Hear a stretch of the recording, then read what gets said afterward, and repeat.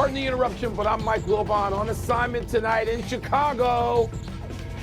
I'm Tony Kornheiser. Does that assignment involve box seats or a luxury suite? Just asking. Great seats, Tony, great seats, but I'm outside. I'm outdoors, and it's going to be a game time. First pitch temperature of like 57 with some wind. That's terrible. No, you shouldn't even go. No, don't even go. If you can't get indoors in a suite, do they know who you are? You're Mike Wilbon. Come on now. Happy to be where I am. Happy to be where I am. Welcome to PTI, boys and girls. In today's episode, the Yankees are out, Bill Belichick is not, and Booger McFarland joins us for 5 good minutes. But we begin today with the two National League teams that avoided elimination last night, the Phillies and your Cubs. The Phillies got 2 bombs from Kyle Schwarber on their way to a rout of the Dodgers, 8-2, and your Cubs got all 4 of their runs in the bottom of the first inning and then held on for dear life to narrowly beat Milwaukee 4-3. Wilbon, what do you make of how they did it, and which team do you think is more likely to win again tonight? Tony, you know, I love seeing, even if I wasn't skin all in on one of these games, the one here at Wrigley Field tonight, 8:08 Eastern, I want to see 5 games. I want to see them go for drama, and I really want to see the Cubs make Milwaukee go back and be the best team in baseball. They've been the best team in baseball. They were certainly that when they were, 36-12 or whatever they were for a while there. Make them be the best team in baseball by winning tonight. I just don't know if the Cubs will score enough runs. Matthew Boyd is going again, this time on regular rest. That bodes better, if not well, for the Cubbies. Look, if Philadelphia can hit the baseball, and we know Schwarber, Tony, that home run only ever, I think, really Stargell. Yeah. I mean, the first one, my God, that 8,000 feet. 8,000 that can feet. be, it can threaten the opposition. Yeah. I know professional athletes will say they're not intimidated. BS. They can be intimidated, and Schwarber's capable. Now, I think the Dodgers will bounce back, but I think both or either of these series, it wouldn't surprise me to see either one go to 5, and I don't think it would surprise you either. Well, I mean, my first inclination here is to say that neither of these teams has a good chance. But on reflection, looking at what Schwarber did last night, looking at the explosion of the Philadelphia bats last night, and as you know, I respect that team a lot. Yeah. So I would lean a little bit to the Phillies. They have a starting pitcher tonight who I think is really good. Chris Sanchez is out there tonight. And let me get his numbers. 13-5 this year with a 2.50 ERA. Now, Glasnow is going for the Dodgers. He's been hurt for much of the year, and his postseason numbers are terrible, Mike. 5.51 ERA and 2-6 record. And then it's possible that the top of the Phillies order comes out of this deep sleep that they were in when they were 2 for 21 the first 2 games, because you had Schwarber with 2 home runs. You had Trey Turner, I think he had 3 hits and drove in 2. It was 7 for 13, and Bryce Harper had 2 hits and a walk. Yeah. 2 hits and a walk. Field. They are probably as good as the top of the Dodgers order when they're, all things being equal, with Ohtani and Betts and Freeman. So I kind of sort of think they have a chance. I just want to mention one thing quickly. I got very excited when I found out that Clayton Kershaw was going to pitch last night, work in the bullpen. I had no idea it would be that terrible. No idea. I think he should be starting tonight instead of Glasnow. 3 walks. They should have turned that around. Yeah. Kershaw should be starting tonight, not coming out of the bullpen last night, to me. Mike, I don't know if we're ever going to see him again. I don't know now if we're ever going to see him again. That was a bad inning. Well, these playoffs going to move on without the Yankees, too. The Blue Jays eliminated the Yanks in last night's Game 4 as New York starter Cam Schlittler could not replicate the dominance he showed against the Red Sox in the wild card series. Tone, where does that outcome put each of these teams?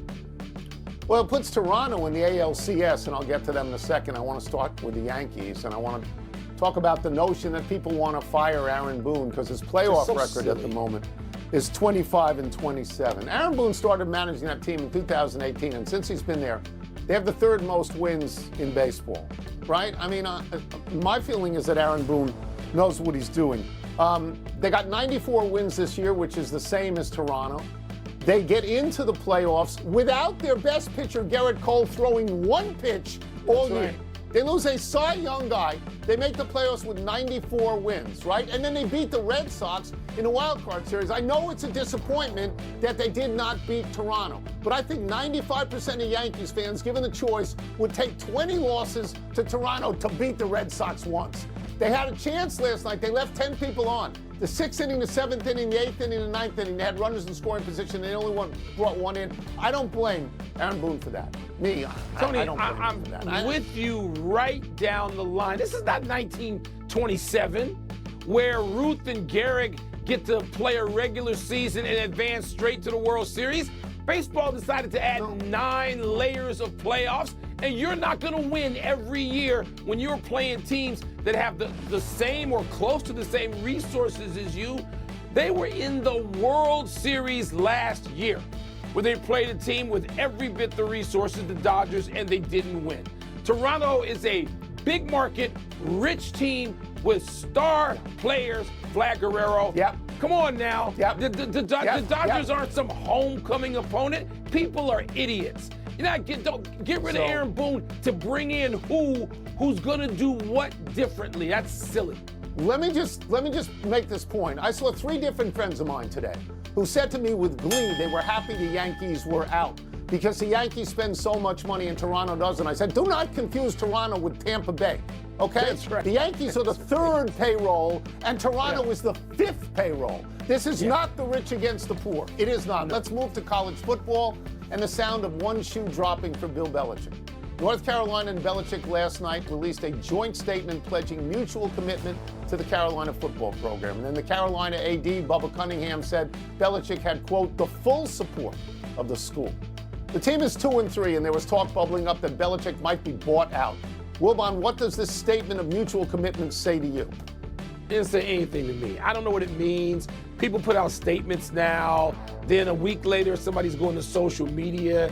It's all just, I'm going to go to one of my favorite words. It's all junk. I just don't know what it is Bill Belichick wants to do. We're rarely let inside his real thoughts.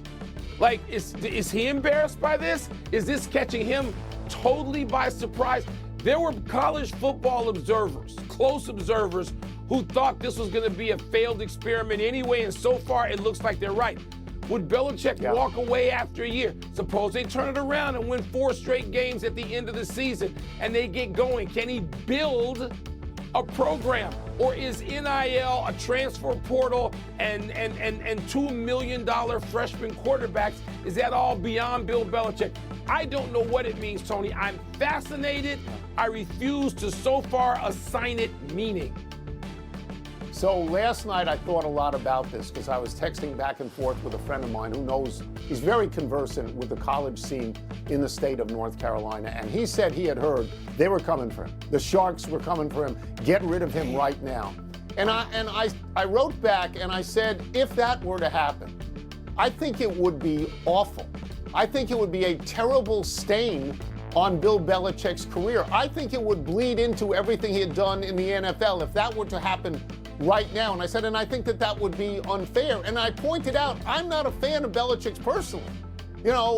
I'm not, but he and North Carolina got into this together. They ought to get out of this together. I don't think you just dump the guy right away like this. And I had previously talked to someone who really knew the North Carolina team well. And he said after they lost to TCU, he said, don't expect anything this year. They don't have any talent. You cannot judge Belichick for 2 years. And that was what people said about Deion going to Colorado. You just cannot make an immediate judgment. You can't do it. Woo. But Belichick's behavior, to be fair, recently has been, and I'm being charitable here, odd. It's been a little bit odd, right? I mean, the stuff with Kraft and the Patriots and, and saying they're the 33rd NFL team. Come on, you're getting crushed. Here's the scores, 120-33 in the 3 Power 4 groups. I was going to say Power 5, but the Pac-12 doesn't exist. Let's take a break. Coming up, why is the Ravens defense struggling so much? We're going to ask Booger McFarland. We'll also ask him whether number 1 Ohio State or number 3 Oregon is either vulnerable this weekend, either both. Tony, North Carolina